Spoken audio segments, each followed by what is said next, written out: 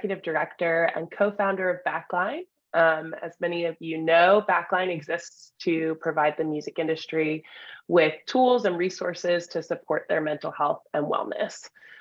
So for this session, we are talking about touring and thriving on the road. Have had a lot of people reach out to me, specifically request a session on adrenal maintenance and adrenal fatigue, which I think is a term that many of us are sort of coming to see a lot more in the past few years, trying to understand how and if that is what's going on with us.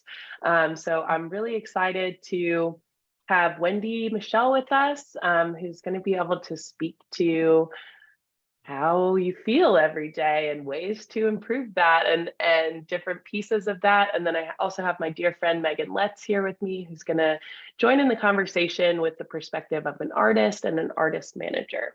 So thank you both for being here. And Wendi, I would love if you would give us your intro, because I know best done by you. Sure. So I'll keep it brief because there's a lot to it, which is awesome. It's helped me really maintain a level of perspective that I do feel is quite unique in the health and wellness space. I started in the health and wellness industry in high school. I was just fascinated by the human body, thought it was amazing, that when you eat certain things or move a certain way, that it responds. So that was fun. It was like a life-size science project, this body. And I ran with that. I was doing supplement consultations, started doing nutrition, and got into the fitness world, did some fitness and figure competitions very briefly. And it really was also a science project. And it was through that I learned a lot. I learned a lot of things on that side of the industry, where it's very much around the aesthetics. And then shortly after, well, in my mid-20s, so I had been doing that for probably about 7-8 years. Like I was about 25, 26, started to get really sick and the doctors couldn't help me. And it was so severe that I wasn't able to walk. I was having seizures and had some mini strokes. And basically they didn't know what was wrong with me. And so they had given me a short amount of time to live. And I just was not having it. I didn't understand why, because when you're young, you don't think about health issues. So it was really difficult socially for me, obviously, to try to explain to my other friends what was going on. But more importantly, I realized I knew nothing about health and wellness, because if I knew as much as I had thought I did before that, I would have been able to prevent this. So I thought at the time, but all of that led me to reading a bunch of medical textbooks. So every time I was going to see a specialist, I would read a book about it. And I ended up firing a lot of doctors, and a lot of doctors fired me. And anyway, I really became my own advocate through that process of about 2 years of just being really severely sick and on pretty much every prescription that you've ever heard of. I was on them all at the same time. And I wanted none of it, but it was the only way I could function. And eventually I made my way to an alternative health clinic, which I didn't believe in. I thought that was just another place to waste money. And I did tell the doctors that. And eventually, because I was just so bad, I told them I wanted proof. I wanted evidence. I had been so deep in research and reading, published papers, and I had this whole mindset around science, and I couldn't wrap my mind around what was this natural healing thing. So they gave me a shot. It was a neuropeptide. They said, this is going to help you walk again. It's like $400. And I woke up maybe 20 minutes after a nap and I was able to walk again. I mean, it's a very condensed version of a pretty traumatic, but also amazing experience. But then when that happened, I realized, wow, all the stuff I had learned in the medical textbooks didn't teach me anything about what I just experienced. And then being in that clinic and healing through IVs and nutrients and pretty much everything that we have access to just naturally, I had to shift again into that area of learning, which was homeopathy and traditional Chinese medicine and Ayurvedic medicine and all of these age-old medicines that people have used for a long time and somehow were never discussed while I was searching for things. So all that to say, I wasn't ever going to do health and wellness again. I wanted just to teach people about their health for free. I wanted just to do seminars. I was broke because of my illness, and I didn't want anybody else to be sick. And eventually I made my way out to Nashville, mostly for my health, because I knew that environment was important. Community would be important to finalize healing. And I found myself talking to touring musicians because I was in Nashville. And as they would come off the road and they would feel terrible and talk about how it would take them months to recover before they were right back on the road again, I just really developed this heart for that demographic, because it was not only just, I so appreciate music and the arts, and I know how much other people get from what they give, but it was a challenge because that demographic doesn't follow any of the health rules, and their lifestyle doesn't permit for it. It's not excuses or any of the other things that I was dealing with some clients. It was just their life.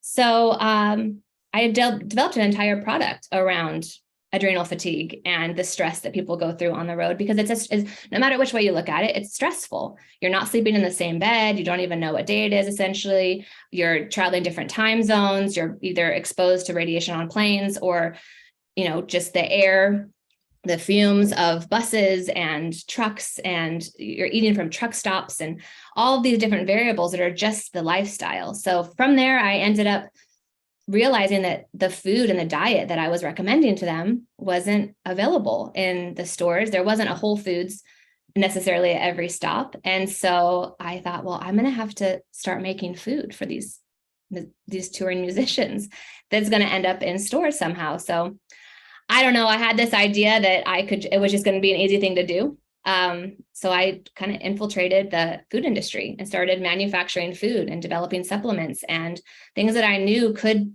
be on a shelf in a convenience store at some point. And that's how I ended up in LA. And I was in LA for 8 years developing a bunch of different products and working on that side of things. But then I also opened up a wellness clinic in West Hollywood, which was awesome because that was all advanced therapy. So that was super cool, just seeing what the body's potential really is under all circumstances, including touring or, being in the arts, being in entertainment, and the demands that the body is put under those circumstances. I was seeing people thrive. So anyway, everything that I do is centered around developing protocols, teaching people how to get hold of these therapies, and also just a better understanding of their own body, and how it doesn't matter necessarily what the variables are. We all have within us the ability to be an optimized version. And it's just the tools. For some reason, I hope that this isn't going to be the case for long, but there's just not a lot of people who talk about it from that perspective of, I'm not going to place rules and boundaries on you in order for you to accomplish these goals.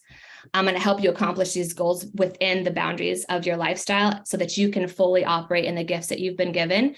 And especially when it comes to musicians, I mean, the gifts that they give out to people all day live, or people streaming music, or whatever it is that they are doing, they're just constantly giving out. And so what a cool way to be able to give back, but to help the artists thrive and feel good in the environment that they're given. So it's a very condensed version of what I do, but it's all centered around health and wellness and diet and nutrition, and just how the body functions, how it was designed to function, and how we can optimize it despite our lifestyles. Thank you for that. When we chatted last week, I felt so aligned in why we're doing this work. And Megan has been around Backline since day one. It's really why we built the organization, was to say, hey, the industry isn't going to change, right? The demands on touring musicians in particular are not really malleable. But what we can do is provide a whole series of tools for people to tap into and take advantage of, so that if they are curious about how to feel better in the morning or after a show, there are places, community, and resources to tap into. And Megan, I mean, we've seen it all, right? So I wonder if you want to give your quick spiel on, who you are and why you're here today. Sure. Megan Letts here. I am an artist manager at Red Light Management, based in Seattle, but we have offices everywhere: Nashville, LA, New York, all over the place. And then I'm also a professional touring musician in a band called Mama Magnolia, and then do a lot of my own solo work and music direction. I'm also married to a musician as well, so it is our full bread and butter and the way we pay and don't pay the bills. And it is definitely a lifestyle. Additionally, on top of that, I think it's important to share this, and I've started becoming more open about this when I talk about my own health, is that I'm type 1 diabetic as well, which adds this whole other sphere of challenges within the music industry. As we've already spoken about, it's already so difficult to just survive that space, and let alone thrive in it. And then on top of that, being type 1 diabetic certainly adds, it's a whole other chapter of complications.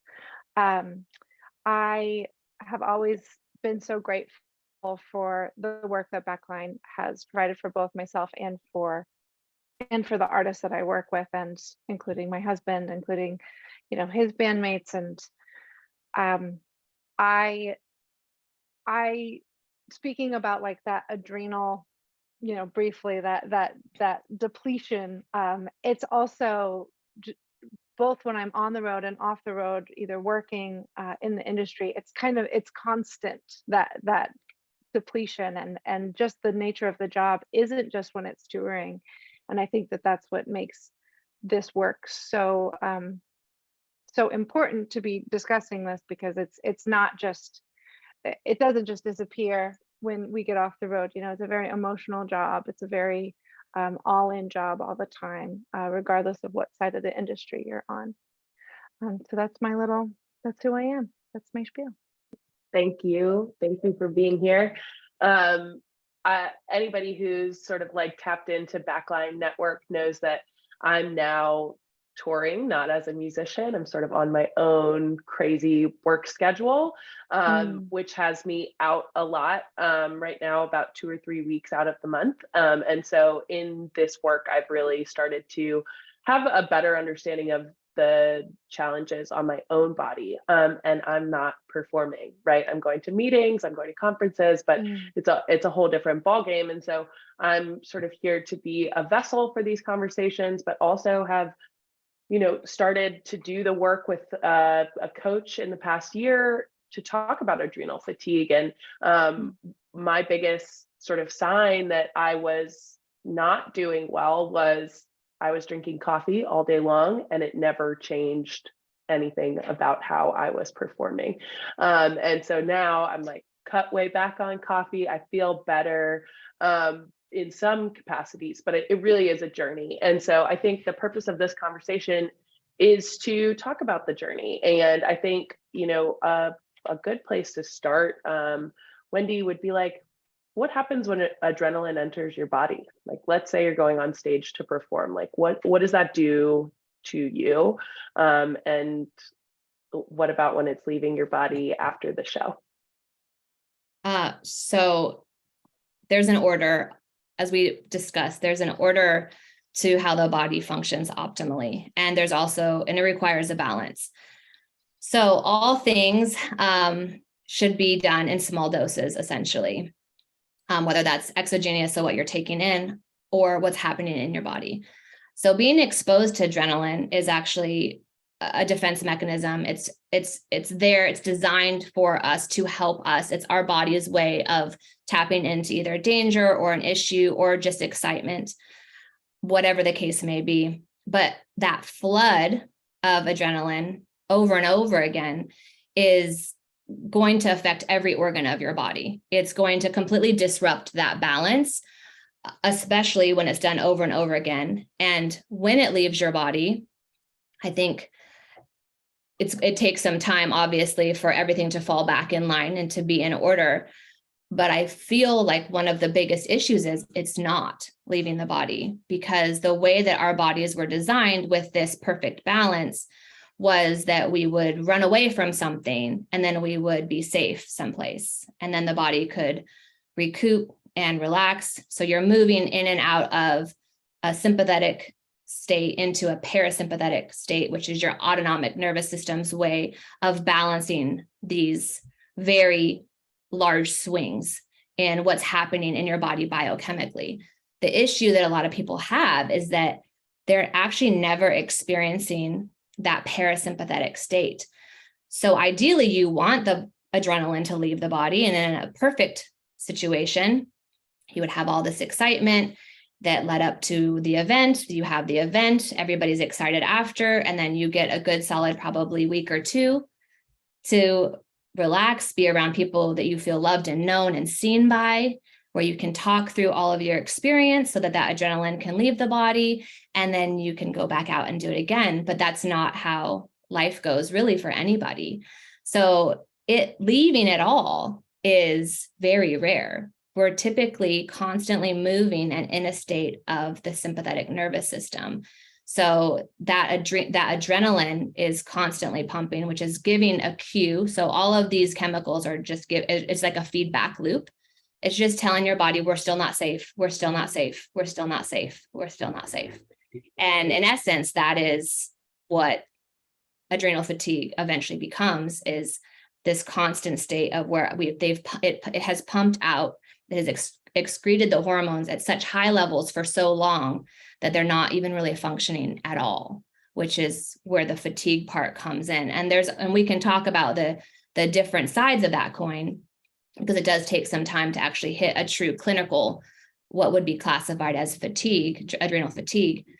And we can see that in blood work and such, but essentially most people are just constantly in that sympathetic state, and they're not in the place of, not just where their minds say, I'm safe, but where their body actually believes their mind. And that is key, because the only way that our body rehabilitates, recovers, is through our genes, and how our genes are expressing themselves and what instruction our genes are giving to our body. And that's a whole epigenetic conversation, but it's really important for this one, because the way that our bodies express, or our genes express themselves, is there's a lot of different factors involved, but there's two main factors, and one of them is proteins and the other is perception. So long as you're perceiving not being safe, I'm not quite home yet, I'm not quite finished with this tour yet, I'm not quite to the hotel room yet, then all that perception is a feedback loop to the body saying, stay in the sympathetic state because we're not there yet. And then when you're in that all the time, your genes will actually start to express themselves from that perception. So it's quite complex, but it's also, when there's a level of awareness around how it works, then there's a lot of ways that we can infiltrate and actually change the behavior, or work with our bodies to help facilitate more of a balance between that sympathetic state and that parasympathetic state, regardless of what you're doing for a living. Let's get into it then. What are some of the ways that we can try and, find that peaceful state? So it's really difficult. I actually feel like adrenal fatigue or adrenal glands is a very surface conversation, and it's an important conversation. And thankfully, a lot more people are aware of it. But it's impossible to really get into how to help to reestablish balance if we aren't talking about the vagus nerve. And the vagus nerve is a cranial nerve that's connected to every organ of the body. And it's essentially more of, we'll call it like the motherboard of it all. So our adrenals are actually responding to what the vagus nerve is doing. And having vagal tone, healthy vagal tone, which is something anybody can look up. It's really hard at this point still to find bad information about the vagus nerve, because there's just not much. And it's pretty cut and dry in the sense of what it does in response to stress and how stress is affecting it.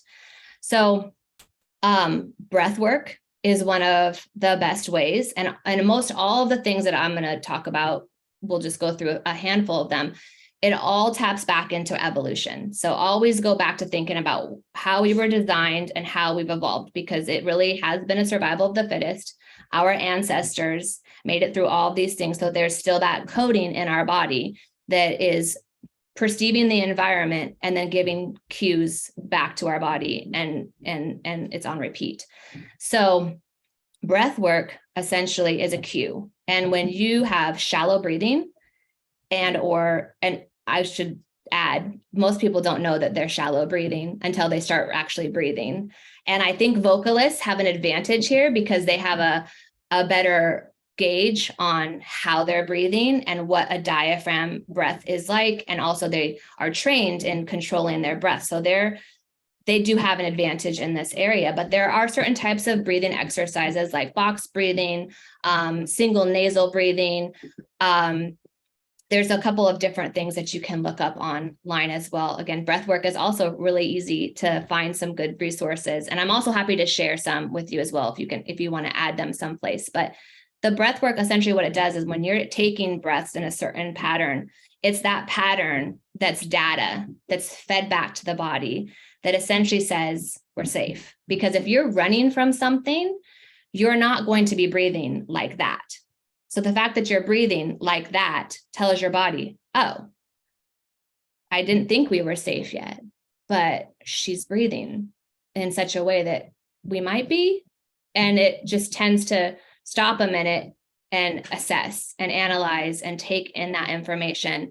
And it also can help you move from a sympathetic state into a parasympathetic state. So that's also just creating that balance between those two systems of the autonomic nervous system.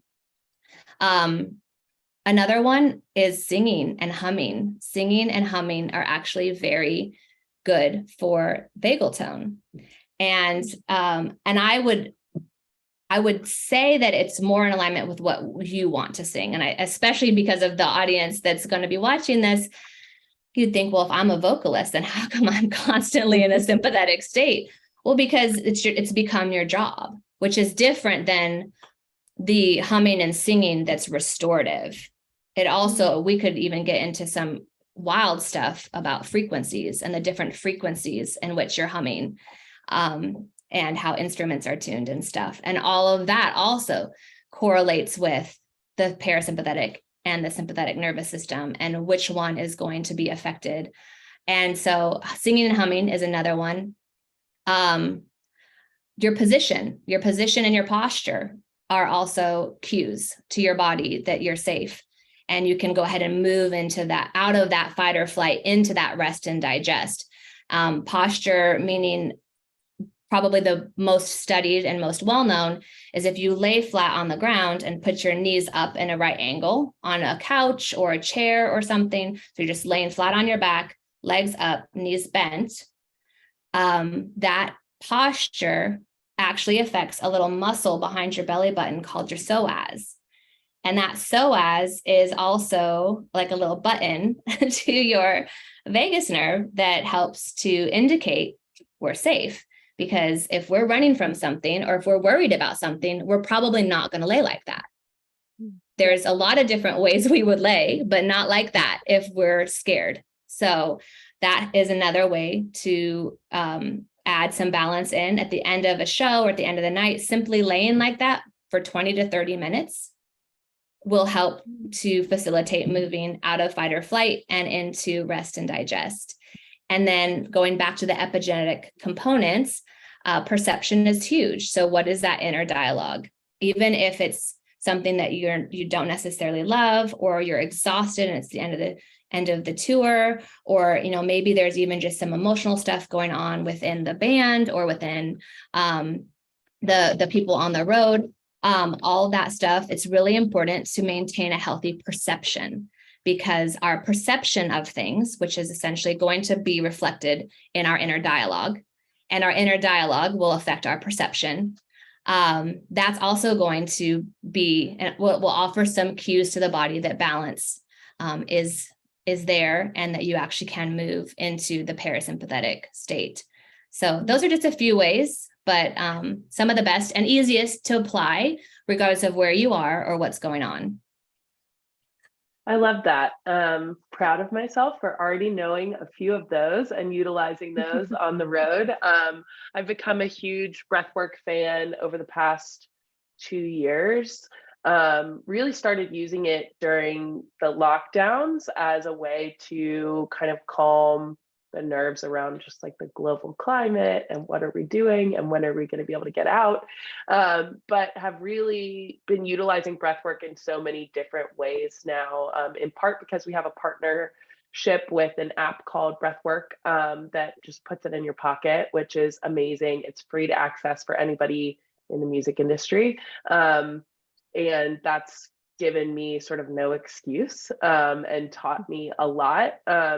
And the laying on your back thing is really interesting because I do a lot of laying on my back with my feet straight up the wall, which is really helpful for me for like swelling and, you know, being on my feet a lot. But I actually hadn't heard about the 90-degree turn. So that's interesting, and certainly one of the nuggets that I was talking about that I hope to take from this. I wonder, you know, as we're talking about people who, you know, are touring, let's say 4 weeks at a time or 6 weeks at a time. It's going to be a lot of up and down. You know, you can utilize as many of these tips and tricks at the end of the night to try and get some sleep in, but the next day you're sort of sending yourself back into the roller coaster ride. And so I wonder, like, are there ways to sort of like regulate pre and during show that are going to help that come down feel less steep? Or, you know, is adrenaline surge sort of key to peak performance, and therefore you don't want to over regulate sort of the entry point? So I love this question. There's definitely things that you can do, and that would get into a conversation around supplementation and diet, because again, all supplementation, just herbs and different things of the sort, it's all data. So I always try to help shift the perception of what it is that you're consuming, not being as caloric or macronutrients, but information. So if our body is, and it's much more immaculate and divine than this, but if it was a computer system and you were feeding it software and you knew if you fed it, you know, some data that's going to create, you know, viruses on your computer, you should expect viruses. But when you feed it or give it software that is going to optimize the system's performance, then you can expect that as well. So it would be bad for me to not mention that, because that really is a huge part of the regulation. That's what builds resilience, your ability to handle stress and be in those stressful situations without it just overtaking you to where you can't get back out of it, is going to be extremely dependent upon providing the support for these glands and the micronutrients. So the nutrients, which are very little in food, giving the cofactors that are necessary for this data to actually result in optimal performance. So diet and supplementation are huge. And I don't think everybody should be touring with an entire suitcase full of pills. I don't think it's even necessary, but I do think it's something to consider and be part of. The other thing that I think is really interesting to look into, and it's not necessarily available for everybody, so I hesitate to share only because I always want to give stuff that's applicable to everyone, but I also don't want to leave it out, because for those that is available to, man, is it wonderful. Neurofeedback is an absolutely wonderful tool to help build resilience in the brain to be able to encounter such situations in more of an alpha 2 brainwave state versus beta, because a beta brainwave state is actually very frantic. It's very disorganized. It's really where our brainwaves go when we're high on adrenaline. Alpha 2 is more, if you think of, you know, a cat at a window, their body is just like, you know, so relaxed and so calm, but they are not focused. They are very in tune, they are very aware, and they are ready to go at whatever it is that they might see. And so alpha 2 is a really great brainwave state to be in. And if you can if you have access to neurofeedback, I can say that my favorite place I got to shout out is Peak Brain Institute in Los Angeles. They have built this system where it's kind of like taking your brain to the gym. And so when you're not on the road, you actually can go in. It's very non-invasive, and you don't even have to talk. You're just watching basically a video game, and your brain waves are being trained through the protocols that, they have like nodes on your brain. I did it. It was probably one of the most impactful things I've ever done career-wise, just for my mental and emotional health. But the other way to help train up those brainwaves is binaural beats. And binaural beats there's an app that I love. It's free. And essentially you can just put in your headphones. You obviously have to do headphones because there's different frequencies that are going in each ear that helps the brain do the math of the frequency for beta or alpha 2 or theta or whatever it is. If you need help falling asleep, binaural beats are really wonderful for that. So I would say, in addition to the food and the nutrients and the supplementation, binaural beats or some kind of neurofeedback or brainwave training would be awesome to help to prevent or to at least to mitigate some of what is going to be experienced just by trade. Again, one step ahead of the game. We also have access to that through the Backline network. So Amazing. Go to Backline/exclusive offers if you want to tap into breathwork or binaural beats. Very helpful to me, like planes, trains, and automobiles, kind of using some of the free time that travel affords me to train up my brain and body. One of the things that I realize in my own travels is once I get home and I have, say, a week at home, everything shuts down and I'm much more likely to feel sick. Whether or not I'm actually sick, I don't know. It feels mental, it feels physical. But I do want to talk about that. It's sometimes like sore throat, sinus, cough. And then as soon as it's time to go back on the road, I'm generally ready and I feel better. So what's happening there? And how can I better navigate that? So we'll start with, I'm going to kind of work backwards. I'm feeling better. You can thank adrenaline for that. And the uptick of cortisol. Cortisol is a very powerful anti-inflammatory. So anywhere there's pain in the body, cortisol is, in its order and in its balance, it is our friend. So a lot of times when there is something where you got to go and it is that higher level of adrenaline that you're dealing with, you are going to probably feel better just because of that. When you are home and you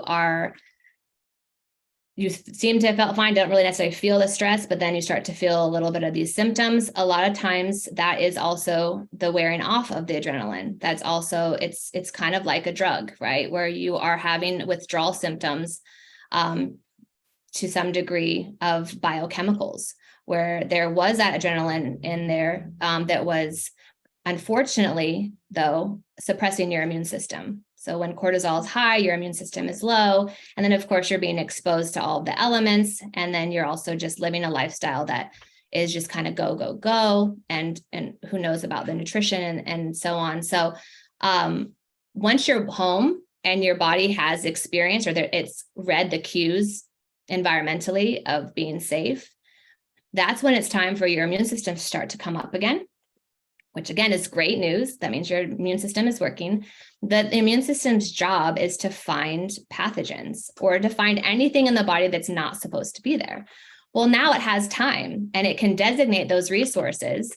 And your body is being supported because the cortisol is low or lower. So that immune system now can come up and it starts to identify things. And it's like you and you and you got to go, which is the coughing and sore throat. And it's all of your immune system identifying things and sending white blood cells to that area to basically wage a war and to kick them out.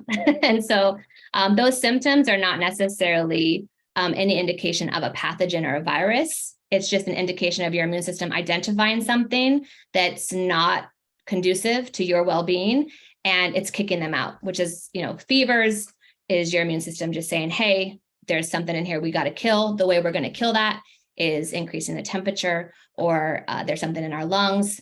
It's not good. We got to cough it up and out. So yeah, I mean, it's such a weird way to look at it, but there's a big difference between sick and going downhill, and sick for the purpose of being the fullness of who you are. And a lot of times people get a little bit scared by those symptoms, and they are worried about those symptoms, and then they want to figure out what medication to take. And sometimes those symptoms are just a way of cleaning house. It's just, and I would say actually more times than not, more times than something serious, those things are your body's way of cleaning house and saying, hey, this doesn't belong and you're out of here. So there's that space in between when you came off the road and you went back on the road where the cortisol was low enough that your immune system was able to have the resources necessary in order to clean house.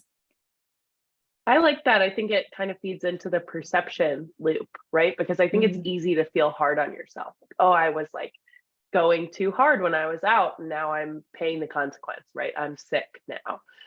But if it's just sort of like preparing yourself for the next round, that's actually like a positive feedback loop that I think will help some other stuff in my life. So thank you for that. Yeah, that's great insight, because I also find similarly, again, speaking about diabetes briefly, is that because I'm very in tune with my blood sugar, which as soon as you talked about, diet being a big part of helping, especially those pre-show and during the show, kind of helping elevate those levels. Gosh, there's nothing worse, and I'm feeling it on an extreme level, but there's nothing worse than having to perform a show with a high blood sugar. I mean, it's just I'm feeling it where I feel like I'm sludged and I am just exhausted, and it's so hard. And you almost feel like you're hallucinating a little bit, because there's insulin is a hormone. And so it's like battling and with all of these other hormones that are going on inside of my body, where I feel like I'm like actually hallucinating, and it is really such a trip. And I sometimes I forget that everyone's feeling that on some level. I'm feeling it at some sort of extreme, but especially with diet, I'm sure that it has a lot to do with that. That's fascinating. It also reminds me of that movie Osmosis Jones, which I know is a very silly example, but I do like thinking about that and giving it kind of an anthropomorphic vision of our white blood cells going to work and causing fever. I mean, I think that movie changed my entire view of anatomy back in the day.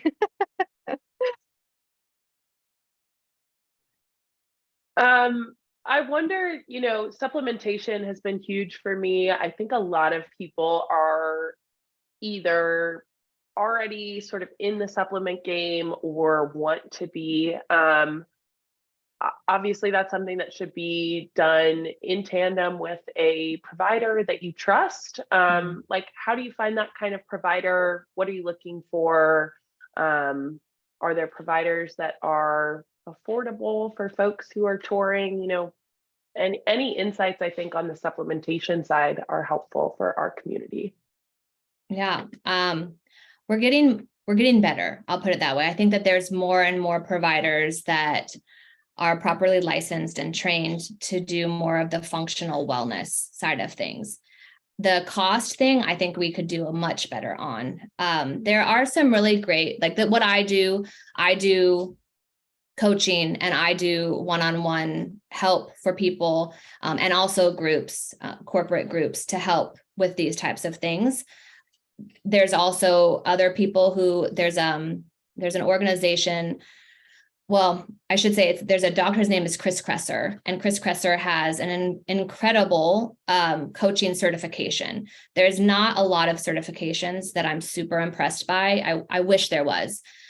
A lot of it is, again, very superficial, and it's basic in the sense of looking at people within a box.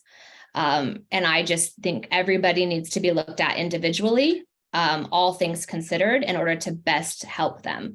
So anybody who, and I'm sure that on his website, he has resources for that and people that have been certified by his coaching. And I can send you a bunch of others just if you want to add it to a resource index.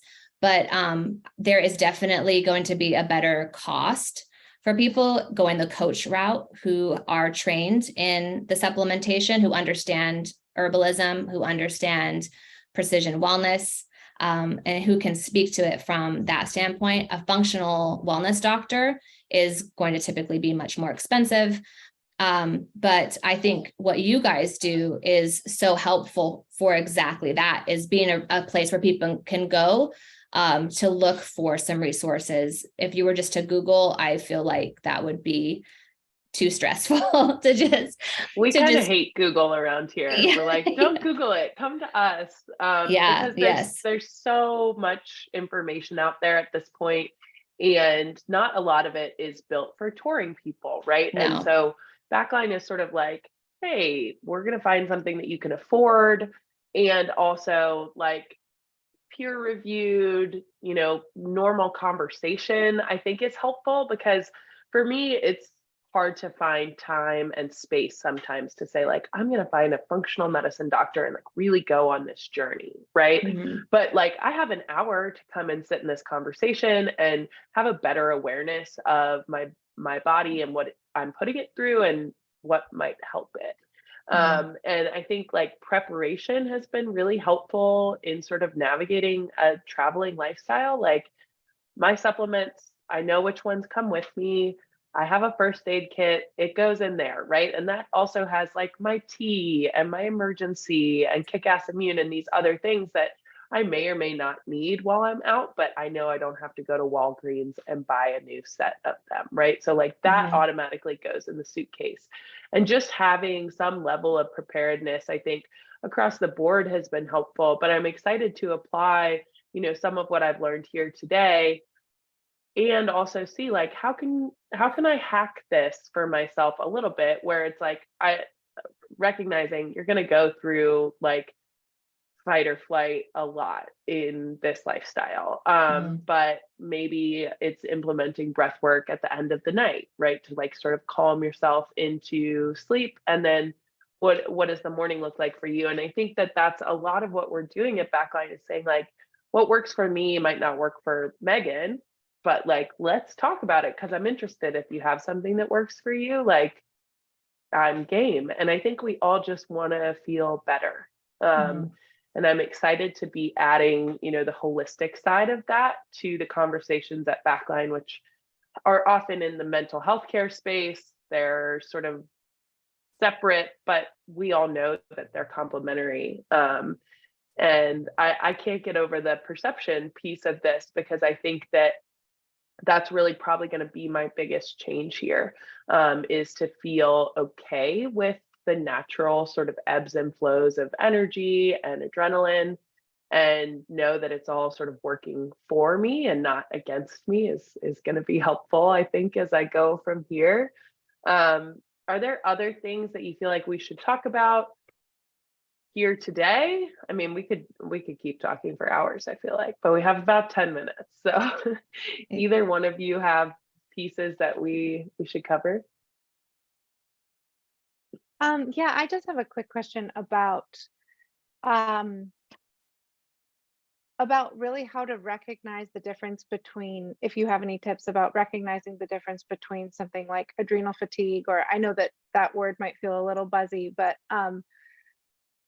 versus your body restoring itself, right? Like, are there really any telltale signs that it's like, oh, this is clearly you need like full rest, relaxation, like you're in trouble almost, like what are, and again, it's probably different for every body, but I just was curious if there are kind of big warning signs that you recognize that are more across the board.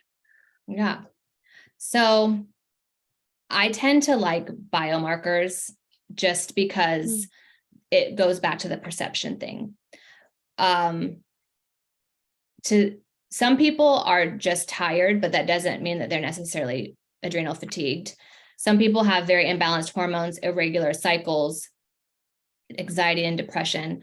And it doesn't necessarily mean they have adrenal fatigue, but all of those things absolutely could be key indicators of adrenal fatigue. So I'm typically very protective and cautious about what I say, mostly to protect the perception of whoever's listening. I feel like if it's a concern and I do believe that intuitively, we do know when there's an issue. If you are around animals for any amount of time, there's not much you have to tell them. They know instinctively how to do things, and how much more so than would humans. And we tend to outsource a lot that we could actually go internally about. And if we will just listen to our intuition about something, and then obviously having community around us, that at least one or two people that will not lie to you, which is very important. I think it's probably the most critical part of it all. So that you can bounce some things off. People say, this is how I'm feeling. This is what I think. Because just talking through it with somebody that you know is actually listening to you because they love you, you'll typically find what to do next through that.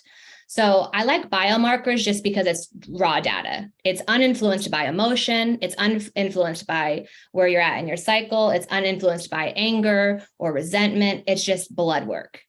And so looking to see how your cortisol levels are moving throughout the day, first in the morning, noon, and an evening will give a pretty good indication of how well those adrenals are functioning. They're not even very expensive to get. You can actually even get them you can get them, like there's a couple of online sources that you could just order them direct through.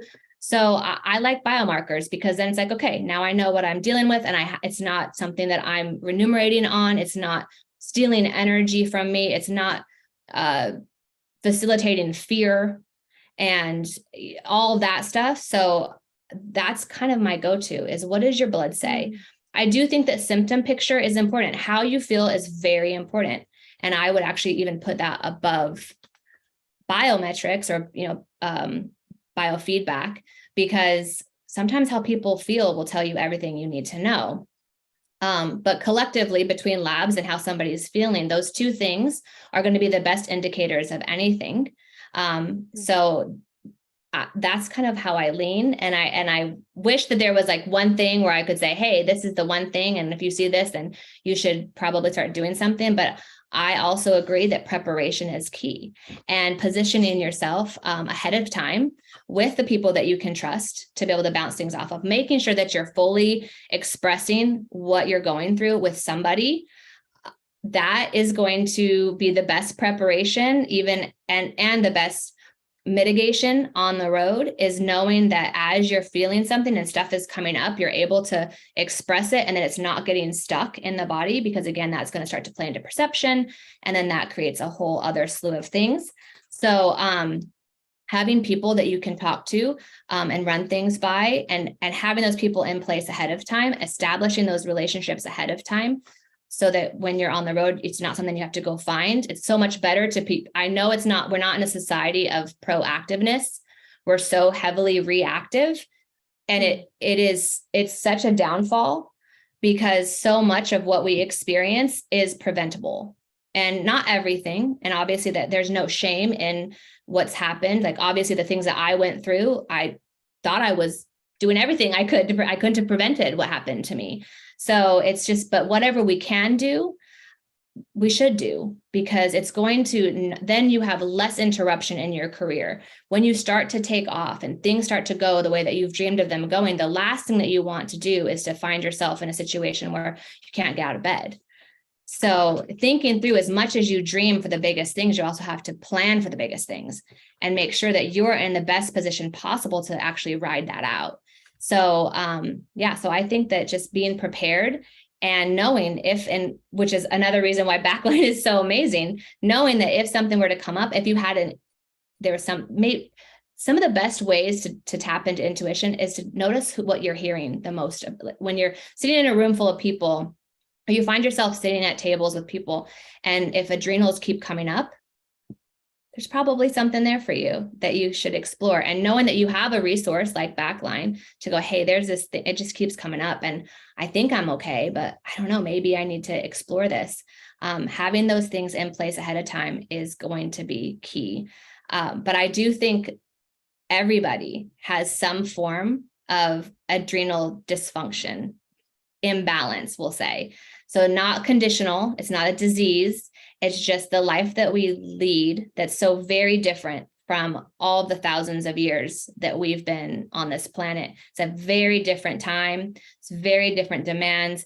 We're all pushing on those adrenals, we're all taxing them beyond what they were designed to do. So I think it's just best to just presume that they need support and they need help, and to start planning for that ahead of time, even before there's symptoms or before there's, anything that looks like it. Just know your body needs support, your organs need support. That's what food is for. That's what the supplements are for, is it's software to upgrade you to like the best version of who you are.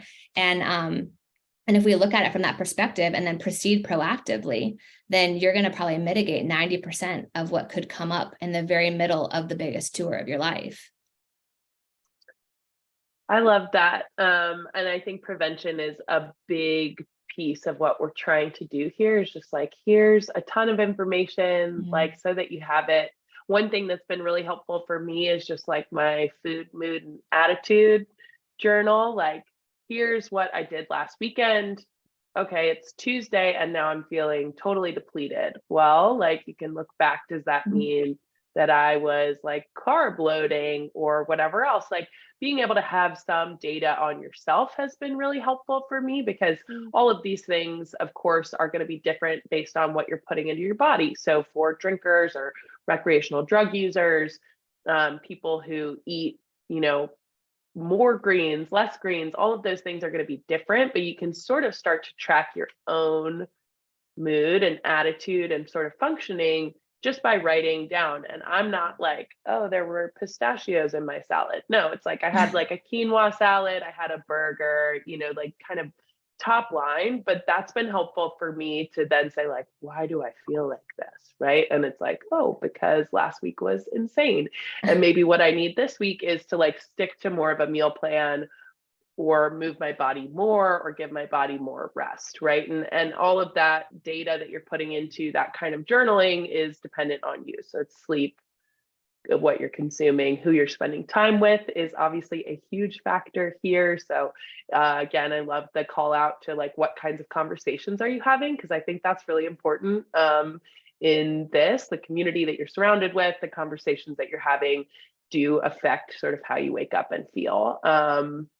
Also, don't look at your phone in the morning if you can. That's going to be my other big tip to leave people with. Yeah. If you can try and start the day just like you and you alone, it is, I think, really helpful in just feeling more balanced. And that's what we want for people. So we have reached the hour mark. This was really energizing for me and exciting. I'm glad to be able to bring this to more people. Thank you both so much for being here. Excited to have more conversations like this with both of you, hopefully in the future. Appreciate all of your insights. Thank you for having me. Yeah, Wendi, that was really, really powerful and really helpful, just to hear from the holistic perspective, from both the managerial and artist side. It's just really nice to be heard, and like, you understand that so many like holistic or doctoral people that we speak with, maybe not with Backline, but just in my own life, that they just, I mean, even the question of how many drinks do you have per week, like to some musicians, they're like, I don't think that this is wrong. Like, I have 2 drinks every night. I have a drink before and a drink after, and they're like, just that kind of thank you for destigmatizing and being who you are in that space. Thank you. Yeah, I do feel like that's a huge missing part. And that's why was so hard to even think off the top of my head of people who do this. It's why I know I'm so passionate about it, is because I've had a lot of one-on-one conversations with people at all levels in the music industry. And it is just, gosh, my heart, if people knew, and I know that's not the job, right? People, what they know is their music, right? And that's what they want to be known for. But in private, man, like, they need so much support and love. And it is such a great space to get to serve. So I truly am so honored. I know how music has served me. I know what a big role it plays in my life. So what a great opportunity to give back. Thank you so much. Awesome.